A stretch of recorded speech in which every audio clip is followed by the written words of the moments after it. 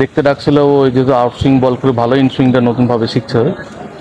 ওটা দেখতে ডাকছিল যে আসলে কী হচ্ছে ইনসুইং বলে, যেটা হচ্ছে আউটসুইং বল করলে যে গতি হয় যা, ওই গতিটা কিন্তু কিছুটা হলো কম।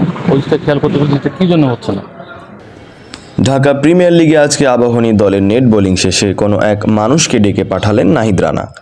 মানুষটি দূরের কেউ নয়, নাহিদ রানারই ক্রিকেট অভিভাবক কোচ আলমগীর কবির। সবারই হয়তো জানা অজানা কোচ আলমগীর কবিরের হাতেখড়ির মাধ্যমেই নাহিদ রানা ও শরীফুল ইসলাম আজকের গোল্ডেন প্রোডাক্ট হয়ে উঠেছেন। আবাহনী দলের নেট অনুশীলনে বোলিং করার সময় সুইং নিয়ে সমস্যায় ভুগছিলেন নাহিদ রানা। অন্য এক দলের হেড কোচের দায়িত্ব পালন করা কোচ আলমগীর কবির নিজ দলের অনুশীলনের মাঝে নাহিদ রানার ডাকে কাছে ছুটে আসলেন। নাহিদ রানা আউট সুইংটা দিতে পারেন ঠিকঠাক, কিন্তু ইনসুইংয়ে কিছুটা রয়েছেন ঝামেলায়। বোলিং শুরু করার আগেই নাহিদ রানাকে কোচ আলমগীর কবির দিলেন টিপস, কিভাবে ধরতে হয় ইনসুইংয়ের গ্রিপ। টিপস শেষে নাহিদ রানা শুরু করলেন বোলিং। ওস্তাদের পরামর্শে ইনসুইংটা নিয়ে নিয়ন্ত্রণে আনতে ঝরালেন দীর্ঘ সময় ঘাম। প্রত্যেকটা বোলিং ডেলিভারিতেই খুঁজলেন সমাধান।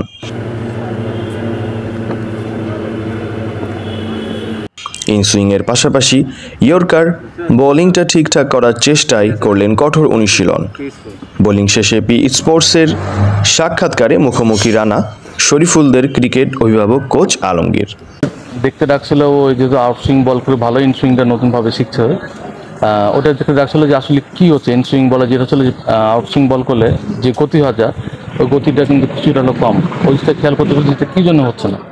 তো ওই জিনিসটা অবজার্ভ করছিলাম আমি।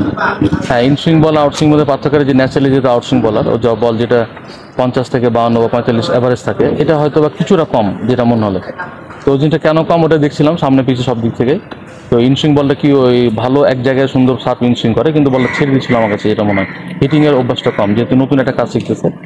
তো ওকে বললাম 3-4টা বল করার পরে যে একটু হিটিংয়ের অভ্যাস করলে কেমন হয় দেখি। তো 2টা বল চেষ্টা করছে, আবার খুব সুন্দর কিন্তু বল আবার অন রেঞ্জ বল বাউন্স করছে। তো আমার কাছে মনে হয় যে এই জিনিসটাও যত বেশি কিছু ড্রিল আছে বা কাজ করলে মাসেল মেমোরির বিষয় এগুলো হাতের, তো ওই কাজগুলো করলে আমার বিশ্বাস যে আউটসুইং বল যেমন 45 থেকে 50 বা 45 অ্যাভারেজ থাকে, আউটসুইং বলটাও আমার বিশ্বাস যে এরকম একটা ইনসুইং বলটা হয়তো একসময় এরকম হবে ইনশাআল্লাহ।